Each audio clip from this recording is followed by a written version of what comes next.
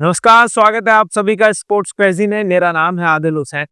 Champions trophy 2025 के final में New Zealand ने भारत को 252 का टारगेट दिया है। इसकी शुरुआत होती है टॉस जीतने से। न्यूजीलैंड टॉस जीतकर पहले बल्लेबाजी करने का फैसला लेती है और शुरुआती ओवर्स में यानी पावर प्ले के दौरान ऐसा लगता है कि ये फैसला बिल्कुल सही है। सचिन रविंद्र और विलियम के बीच अच्छी साझेदारी होती है, 57 रनों की बढ़िया साझेदारी होती है। साथ ही 8 ओवर में ही इतने रन दोनों मिलके मार देते हैं। फिर एक समय ऐसा लग रहा था कि ये जो टारगेट है वो 300 तक पहुंच सकता है, 300 से ऊपर चला जाएगा जैसे सचिन रविंद्र बैटिंग कर रहे थे। लेकिन फिर आते हैं हमारे घर की गेंदबाज वरुण चक्रवर्ती। पहला विकेट लेते हैं विलियम का। उसके बाद फिर दोबारा आते हैं कुलदीप यादव और वो आउट कर देते हैं घातक लग रहे, डेंजरस लग रहे सचिन रविंद्र को। सचिन रविंद्र के विकेट के बाद फिर ऐसा लगता है कि अब ये मुकाबला थोड़ा-सा डाउन जाएगा, रुकेगा, फँसेगा और उसको फँसाने में एक और विकेट ले लेते हैं कुलदीप यादव, वो होता है केन विलियमसन का। केन विलियमसन थोड़ा सॉफ्ट डिसमिसल होते हैं। वो कोशिश कर रहे होते हैं डाउन द ग्राउंड खेलने की, वो बॉल लिफ्ट हो जाता है और ईज़ी कैच दे देते हैं कुलदीप यादव को, कॉटन बोल्ड हो जाते हैं केन विलियमसन। अब केन विलियमसन के आउट होने के बाद फिर ऐसा लग गया था कि अब यहाँ से स्कोर बहुत ज़्यादा बनेगा नहीं। फिर एक समय ऐसा लगा कि यहाँ से अब 200 भी नहीं बनेंगे क्योंकि टॉम लैथम आए, फिर वो भी आउट हो गए। तो बहुत ज़्यादा इनिंग संभालने वाला खिलाड़ी कोई था नहीं। तो इस बीच आते हैं फिर Daryl Mitchell. Daryl Mitchell inning संभालते हैं, लेकिन अब उनके ऊपर ज़रूर मीम बनेगा कि इंडिया की तरफ से खेले हैं डैरिल मिचेल, क्योंकि उन्होंने 102 बॉल खेले हैं डैरिल मिचेल ने।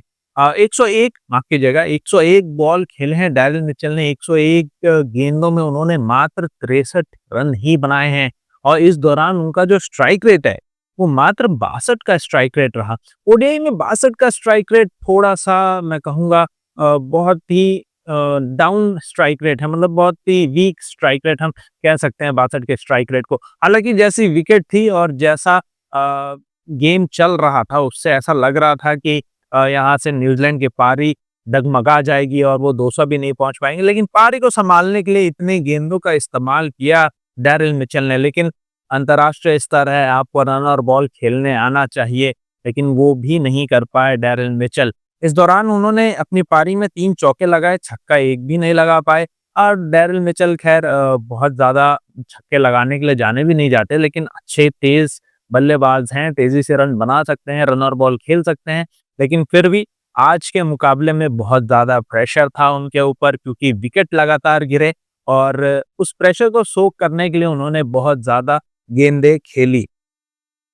सबसे पहले पहला जो विकेट था वो 57 रनों पर आया था न्यूजीलैंड का।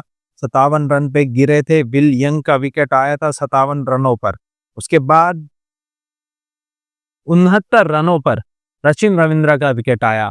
दूसरा विकेट सचिन रविंद्र का 69 रनों पर आया 10वें ओवर में। पहला जो विकेट था वो 8वें ओवर में था विलियम का, जो वरुण चक्रवर्ती ने लिया था। फिर 11वें ओवर में 11वां ओवर यानी कि पावर प्ले के जस्ट बाद जो पहली गेंद थी कुलदीप यादव की, उसमें उन्होंने सचिन रविंद्र को आउट किया और क्या कमाल की फिरकी गेंद थी वो। सचिन रविंद्र को समझ में ही नहीं आया। सचिन रविंद्र को लगा कि वो रेगुलर लेग ब्रेक बॉल होगा, बॉल बाहर जाएगी, लेकिन बॉल पड़ने के बाद सीधे अंदर घुसी और सचिन रविंद्र के ऑफ स्टंप को उस गेंद ने उड़ा दिया। सचिन रविंद्र खैर बहुत ही घातक लग रहे थे क्योंकि वो बल्लेबाजी कर रहे थे 37 रनों पर और मात्र 29 गेंदों में 37 रन बना चुके थे सचिन रविंद्र। इस दौरान उन्होंने 4 चौके और 1 छक्का भी लगाया था सचिन रविंद्र ने। और उनके जो जोड़ीदार थे यानी उनके जो पार्टनर थे विल यंग, उन्होंने 23 गेंदें खेली थी। 23 गेंदें में 15 रन उन्होंने बनाए थे और 2 चौके लगाए थे। उसके बाद आते हैं केन विलियमसन। शुरुआत में ऐसा लगा कि केन विलियमसन वेल सेटल्ड होकर आए हैं पवेलियन से ही। उन्होंने आते ही एक चौका जड़ा बहुत कमाल का मोहम्मद शमी को। ऐसा लगा कि केन विलियमसन सेट होके आए हैं और आज एक लंबी पारी खेलेंगे। लेकिन कुलदीप यादव बीइंग कुलदीप यादव बॉल कराई, थोड़ी-सी बॉल फँसी, रुक के आई। केन विलियमसन ने उसको जल्दी खेल दिया और सॉफ्ट डिसमिसल कैच थमा बैठे कुलदीप यादव को ही। उसके बाद आते हैं डैरिल मिचेल। इनके बारे में मैंने आपको बता दिया, बहुत स्लो बैटिंग करी है डैरिल मिचेल ने, जिस वजह से ये जो टारगेट है ये और कम है। अगर डैरिल मिचेल रनर बॉल खेलते हैं, जैसे 100 गेंद इन्होंने खेले हैं, 100 गेंद में अगर ये 80-85 भी रन बनाते तो 20-25 रनों का फ़र्क होता, ये 270-280 रन हो सकते थे। लेकिन डैरिल मिचेल की स्लो पारी की वजह से ये 280 नहीं पहुँच पाए। टॉम लैथम आए, उन्होंने भी थोड़ा-सा स्लो खेला। टॉम लैथम ने 14 रन बनाए, 30 गेंदों का इस्तेमाल किया और इस दौरान टॉम लैथम ने कोई भी चौका-छक्का नहीं लगाया। ग्लेन फिलिप्स अच्छे टच में नज़र आ रहे थे और उन्होंने साझेदारी बनाई थी। डैरिल मिचेल के साथ मिलकर थोड़ा-सा पारी को सँभाला था ग्लेन फिलिप्स ने। उन्होंने 52 गेंदों पर 34 रन बनाए ग्लेन फिलिप्स ने और इस दौरान उन्होंने 1 छक्का और 2 चौका भी लगाया था। उसके बाद माइकल ब्रेसवेल, इन्होंने बहुत तगड़ी बल्लेबाज़ी करी। अंत में जो फिनिशिंग टच दिया, जो एक टाइम को लग रहा था मुश्किल से 220 या 225 पहुँचेगा, वो 25-30 रन का फ़र्क यहीं पे नज़र आया कि माइकल ब्रेसवेल ने बहुत अच्छी बल्लेबाज़ी करी। उन्होंने 53 रन बनाए माइकल ब्रेसवेल ने, 53 रन, मात्र 40 गेंदों पर 53 रन बना दिए माइकल ब्रेसवेल ने। इस दौरान उन्होंने 3 चौके और 2 छक्के भी लगाए और उनका स्ट्राइक रेट 132 का स्ट्राइक रेट रहा है। 132 का स्ट्राइक रेट जनरली टी20 के दौरान हमें देखने को मिलता है, लेकिन माइकल ब्रेसवेल ने सिचुएशन को समझा।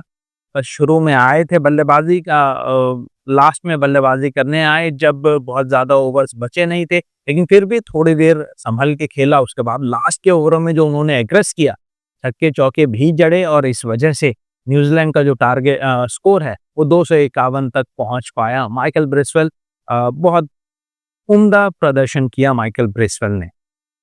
गेंदबाजी की बात करें तो मोहम्मद शमी जो टीम के स्टार फास्ट बॉलर हैं, वो थोड़े से महंगे साबित हुए। मोहम्मद शमी, उन्होंने 9 ओवर किए, 9 ओवर में 74 रन दिए और 1 ही विकेट ले पाए। इसका मतलब ये है कि वो मैट हेनरी से आगे नहीं निकल पाएंगे।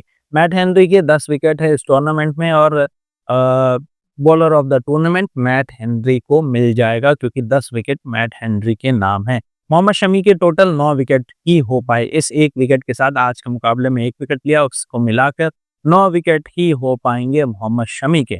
उसके बाद हार्दिक पांड्या, शुरू के 2 ओवरों में पिटाई होने के बाद उनको रोक ही दिया, उनको बॉलिंग नहीं करवाई। उसके बाद 1 ओवर और कराया, उसमें भी अच्छी पिटाई हुई उनकी, तो फिर उसके बाद फिर से बॉलिंग नहीं मिली हार्दिक पांड्या को। हार्दिक पांड्या ने 3 ओवर कराए, 3 ओवर में 30 रन दिए हार्दिक पांड्या ने और उनको कोई भी विकेट नहीं मिला आज हार्दिक पांड्या को।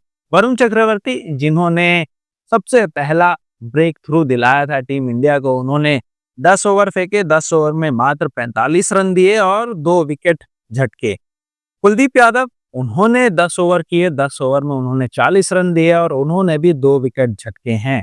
अक्षर पटेल आज विकेटलेस रहे हैं। अक्षर पटेल 8 ओवर अक्षर पटेल ने किए, 8 ओवर में 29 रन दिए उन्होंने और विकेट नहीं ले पाए, बस यही एक कमी रह गई, लेकिन बॉलिंग अच्छी हुई अक्षर पटेल की भी। रविंद्र जडेजा की बात करें तो इकोनॉमिकल भी रहे और उनको सफलता भी हाथ मिली। 10 ओवर किए, 10 ओवर में मात्र 30 ही रन दिए, तो उनकी इकोनॉमी 3 की रही रविंद्र जडेजा की और 1 विकेट लिया है रविंद्र जडेजा ने।